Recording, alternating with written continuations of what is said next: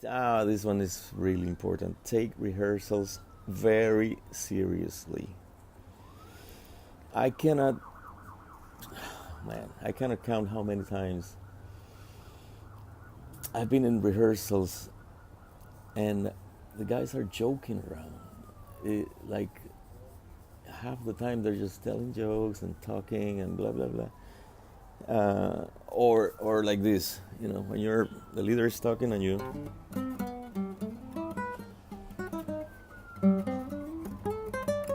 uh, that's like, don't do that, because you're setting up yourself for failure.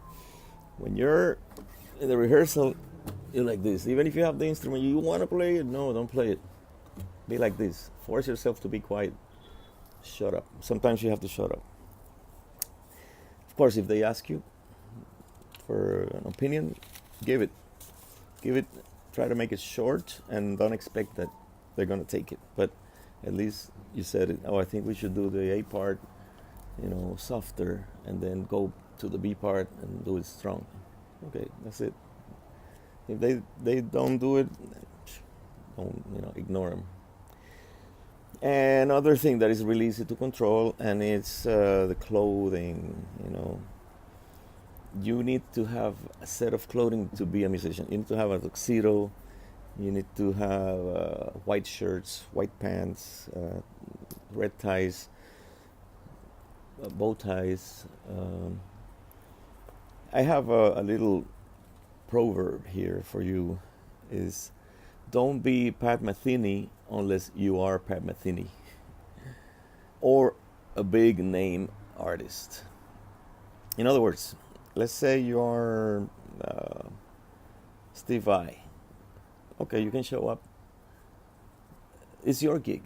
You're the artist, and then we have to remember, we have to understand the industry puts a label to the people that are the main, the name, people that they're using, like let's say Santana.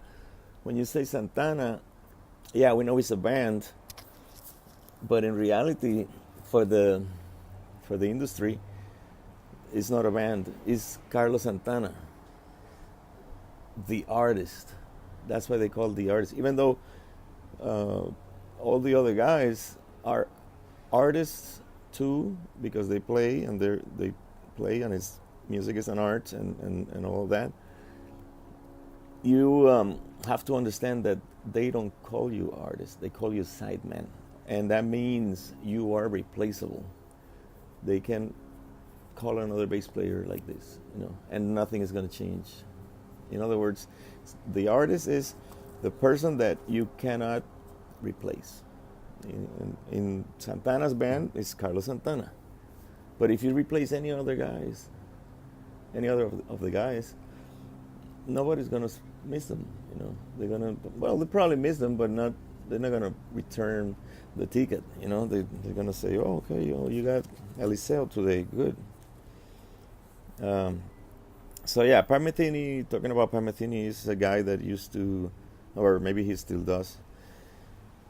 He played at the theater in shorts and a t-shirt, and that's okay. If you have a career as an artist, you can do whatever you want. You can be naked if you want to.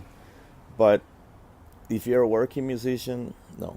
You have to learn how to dress accordingly to the situation. Clean, and modern. You don't go with, like, now the clothing is a little tighter, so you have to find a way, fix it or buy a new one.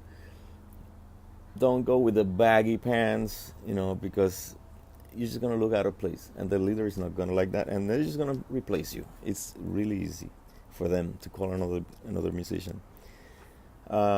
If you don't like the clothes that they're using, don't take the gig. That's my advice. Just don't take it. Let's say I know a guy that doesn't like to wear cumbanchero sleeves, those Romero sleeves, because it says that's racist. So he doesn't take gigs like that, even if they call him for good money.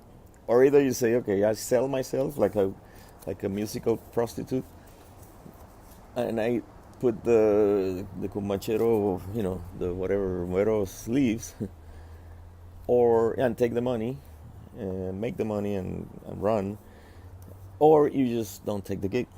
Okay. I have another one for you, another chapter. Know your fair price. Your know what you're worth. If you have been playing for 40 years, you have education, you read well, you're a good professional, and you're doing all this stuff. You have your clothes, you have everything. You're ready. You have a good car. Then you have to know how much you're worth, and ask for it. Uh, so the proverb for that is don't play for cheap, play for free. Which means when you're gonna do charity work, for somebody or a friend is sick or something, yes, you play for free. You don't want to. Oh, well, give me $25. No, you play for free. Or if it's another situation where you're gonna work, then you play for $300. A wedding, $300. $250.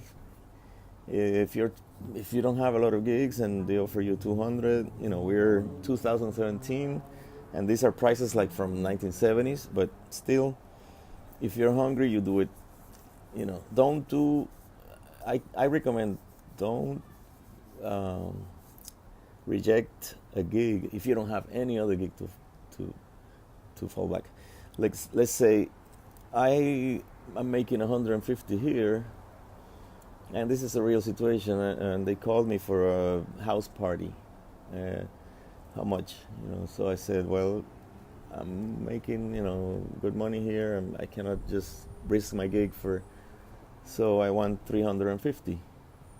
Thinking that they were not going to give it to me, they gave it to me. So and that was for like 3 hours. So that's okay, that's good. Even 400, 500, if it's in Beverly Hills or any neighborhood that is classy, like high class neighborhood, you ask for 400 or 500. And of course, if you're a working musician, if you're usually if it's a band, they're not gonna give you more than 300 or 250. But it's up to you. I mean, you know how much you're worth. Just don't go for like $80 to do a private party in Beverly Hills. That's you've been taken.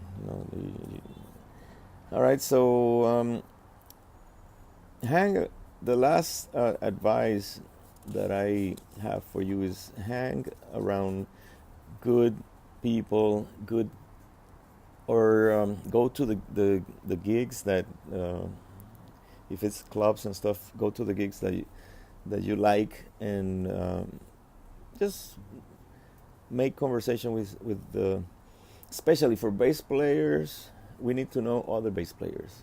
Know the one that can help you the most is another bass player, because when he has a better gig, he's gonna call you for his 150 gig that he is not doing that night because he's making 300 or 400. So, and if you're very professional, eventually they're gonna be calling you, and so this is my advice for the young musicians.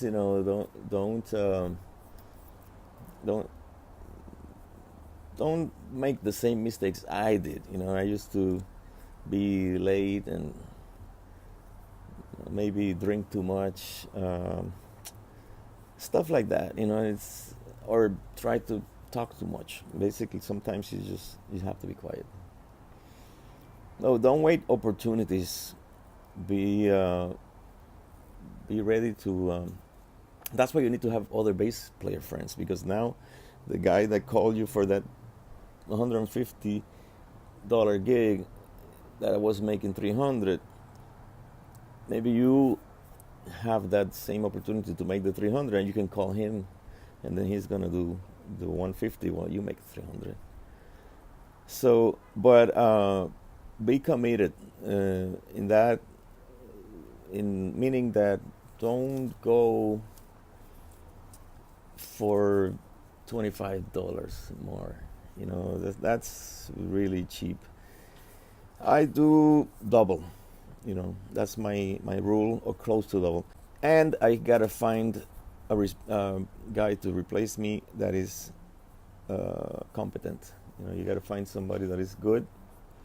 Try to find somebody that is not a lot better than you, because sometimes you lose the gig when you do that. Excuse me. But at least there's a quick guide on how to be a good professional musician, and how to get the gigs, and how to keep getting those good gigs. All right, so I hope this helps the young musicians and boys and girls that are trying to make money in this crazy business. Remember, people are not always sincere. All of that. There's a lot of other stuff that you're going to learn as you go. But at least if you have this, you're on the right track. Okay? See you next time. Remember, CD Baby, my music, go buy it. Some Latin jazz. It's just like 99 cents or something per song. Okay? Take care.